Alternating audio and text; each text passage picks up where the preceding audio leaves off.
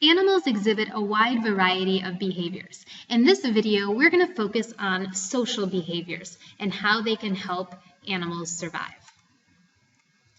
Let's start off by just defining what behavior is. Behavior, simply put, is any sort of response to a stimulus, and a stimulus is a change in the environment.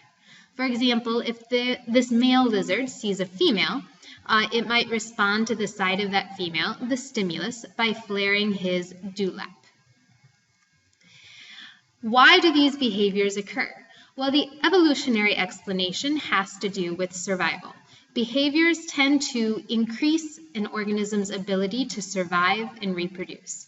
Thus, natural selection will favor any behaviors that do that. Now, animals can exist in a variety of lifestyles. Some animals are solitary, like the tiger. They spend most of their lives alone. Of course, they will have to interact in order to reproduce. Some animals exist in non-social groups. These are loose associations, so the animals don't necessarily interact much, but they do hang out together. And then some animals exist in social groups. These are close associations with very clear and complex structures.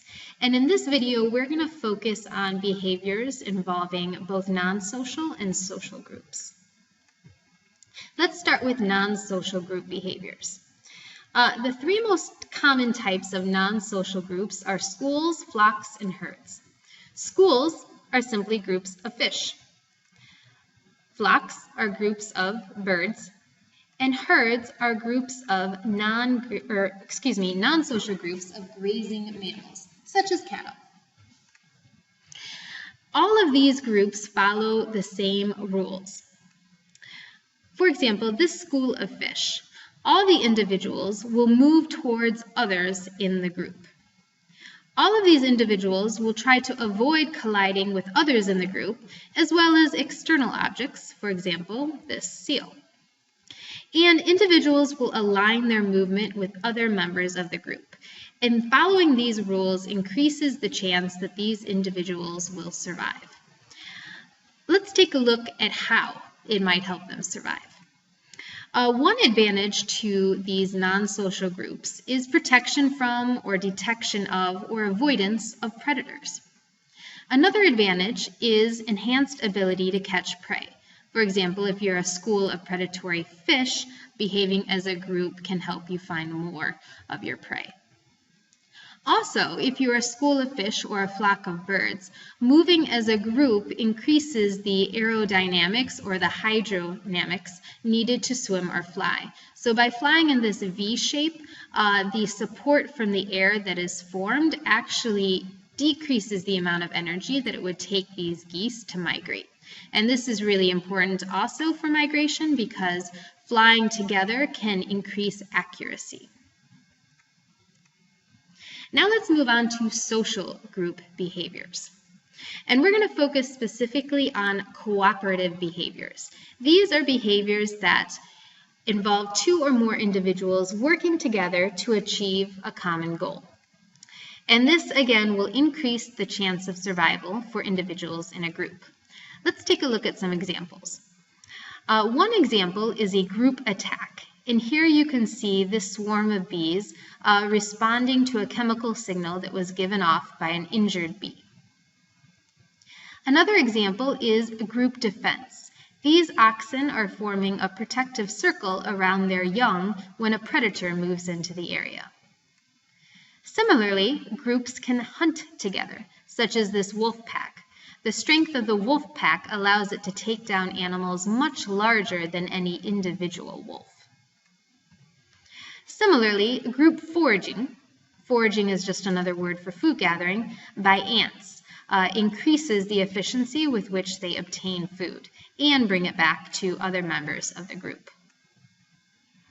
Here's a very interesting example known as a predator alarm. Many different social groups of animals will have sentries or guards that keep a lookout for predators, and they give calls that warn others in the group. And this particular species of monkey actually has over a dozen different alarm calls, one for each different type of predator. So a pretty advanced level of communication here. Another interesting example is something known as altruism. This is a really extreme cooperative behavior because the individual's fitness actually decreases when it helps others in the group. So this is a vampire bat, and vampire bats have been observed to regurgitate blood for other vampire bats that are perhaps sick or unable to hunt. And this behavior isn't good for the bat that's doing the regurgitating because it's losing some of the blood that it just obtained, but it is helping the survival of other bats in its social group. And we see altruism involved in something called kin selection. During kin selection, the altruistic behavior is targeted towards relatives. So for example, meerkats will help raise siblings or cousins or nephews or niece.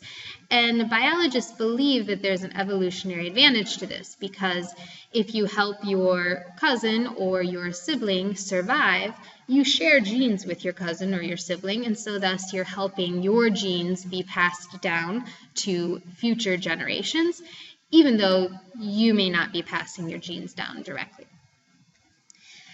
And that concludes our tour of the advantages of living in social groups, but let's just take a second to think about the disadvantages. One major disadvantage is that when you live in a social group, you're going to have to compete with other members of the group for resources. And this is something known as intraspecific competition, competition within members of a species. And here we can see these hyenas are competing with each other for the food source.